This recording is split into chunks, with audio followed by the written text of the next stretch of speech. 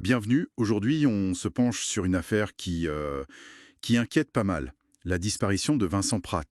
C'est un père de famille de Lyon, 43 ans. Oui, et il est parti randonner seul lundi dernier, le lundi de Pentecôte, dans les Bauges, en Savoie, et depuis, plus de nouvelles. C'est ça. Et là, on a des infos assez récentes de l'enquête.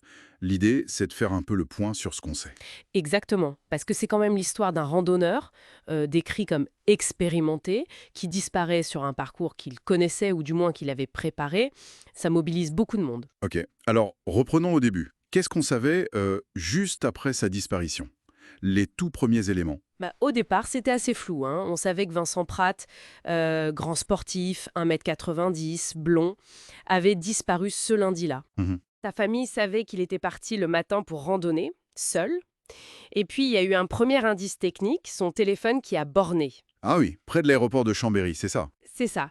Mais bon, c'est une zone assez large et pas vraiment en plein cœur du massif où il était censé randonner. Donc, c'était une piste, mais pas hyper précise. Mais après, il y a eu un élément nouveau, quelque chose d'assez décisif, non? Ah oui, tout à fait. Et ça a vraiment changé la donne.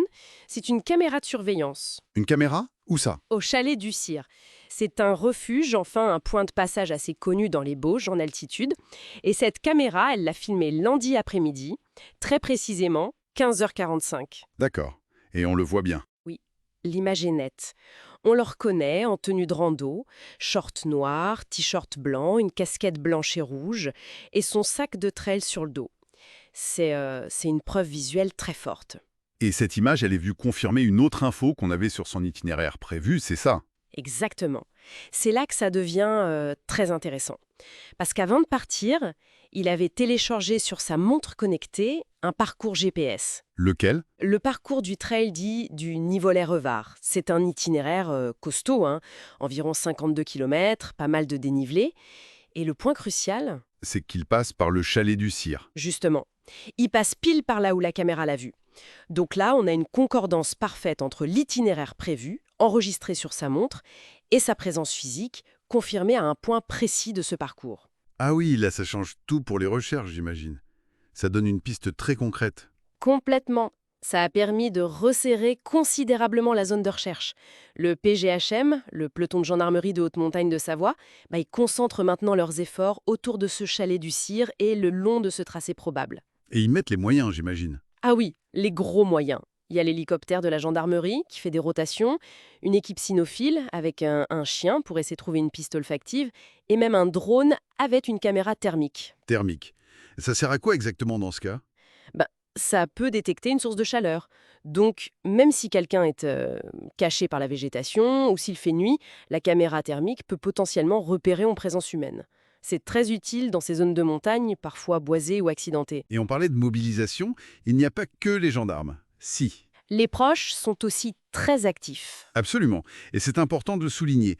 La famille, les amis, ils sont venus nombreux sur place. Ils s'organisent en petits groupes, bien sûr, en lien avec le PGHM qui coordonne un peu, et ils ratissent des zones spécifiques. Comme par exemple? On parle de la forêt de Charvetin, du secteur du col de la Doria ou des pentes sous la croix du Nivolet.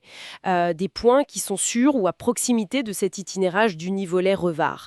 C'est vraiment une mobilisation citoyenne impressionnante aux côtés des pros. Donc si on essaye de faire le point, on a un randonneur qui est expérimenté, qui avait préparé son coup avec un itinéraire GPS précis sur sa montre. C'est ça? On a une preuve vidéo qui le place sur cet itinéraire à une heure précise, lundi après-midi. Voilà. Et du coup, des recherches d'envergure avec des moyens techniques et humains importants qui sont maintenant très ciblés sur une zone géographique bien définie autour du chalet du Cire et de ce parcours. C'est exactement la situation à l'heure actuelle. Cette confirmation visuelle sur le tracé prévu, c'est vraiment l'élément le plus solide, le plus tangible qu'on ait pour orienter les secours dans ce massif qui est quand même vaste et hoc. Et pas toujours facile. Alors, au-delà de l'enquête elle-même, qu'est-ce qu'on peut en tirer? On voit que la technologie, le GPS, ça donne une intention. Oui, ça donne le plan initial, disons. Mais c'est la preuve visuelle, la caméra, qui a vraiment permis de focaliser les efforts, non? Oui, c'est une observation intéressante, je trouve. Si on prend un peu de hauteur, cette affaire montre bien comment fonctionnent les recherches en montagne aujourd'hui. C'est-à-dire? Même avec tous nos outils super modernes, les montres GPS, la géolocalisation, qui donnent des indices précieux sur ce que la personne voulait faire, Souvent, c'est encore la bonne vieille preuve visuelle, une photo, une vidéo, un témoignage fiable qui est le vrai déclic. Le déclencheur pour... Pour concentrer massivement les moyens, humains et matériels, très vite, dans les premières heures qui sont cruciales. Ça montre bien qu'il y a une complémentarité indispensable entre la technologie et l'œil humain, l'observation directe. Surtout en montagne où tout peut changer très vite. Exactement. Et ça nous amène peut-être à une réflexion un peu plus large pour tous ceux qui vont en montagne, même bien préparés comme semblait l'être Vincent Prat. Au-delà du parcours qu'on a en tête ou sur sa montre, quels sont ces facteurs imprévisibles, ces petits riens qui peuvent parfois tout faire basculer sur un terrain comme celui des Bauges? C'est une question qui reste toujours ouverte, hein.